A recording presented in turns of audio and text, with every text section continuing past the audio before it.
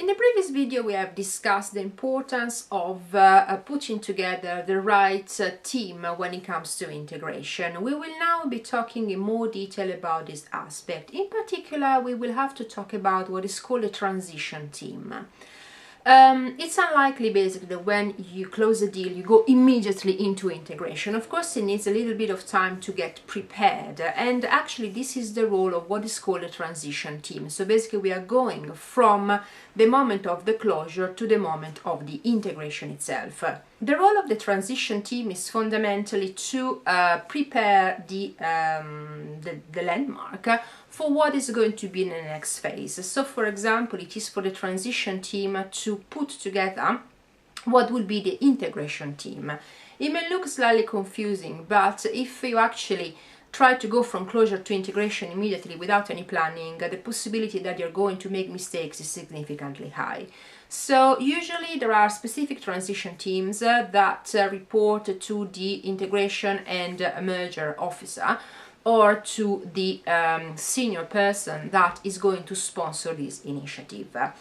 Subsequently, when a transition team has completed his job, there will be the integration team that will take over.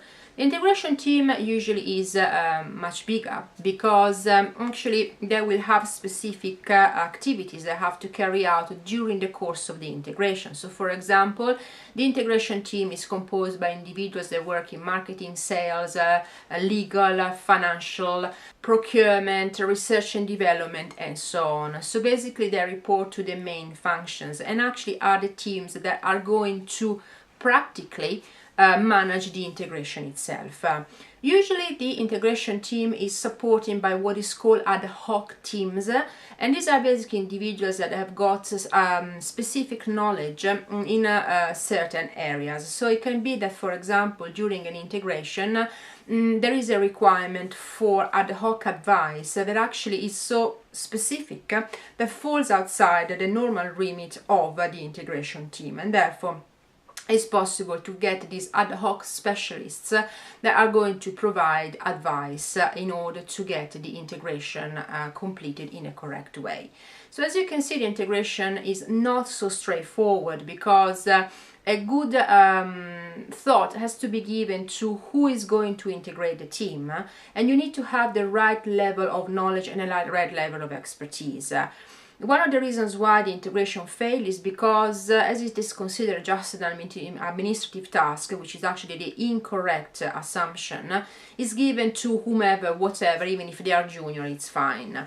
That's a massive mistake. In fact, if we look at the statistics of companies that have been successful at dealing with mergers and acquisition, we can see that not only they have carried out a thorough due diligence, but also when it came to the integration stage, they actually had paid lots of attention in order to take into consideration not only the top drivers, so strategy and financials, but they have actually looked in a lot of detail on how to integrate the companies. So looking not only at the composition of the teams, but also soft skills like cultural integration and people integration. So don't think that the integration is just administrative, because that would be a massive mistake. Always take into consideration all the different aspects, so how to manage it, who is going to manage it, and basically the timing, and also take into consideration the pitfalls that we have been talking through in the past few videos. Thank you so much for watching.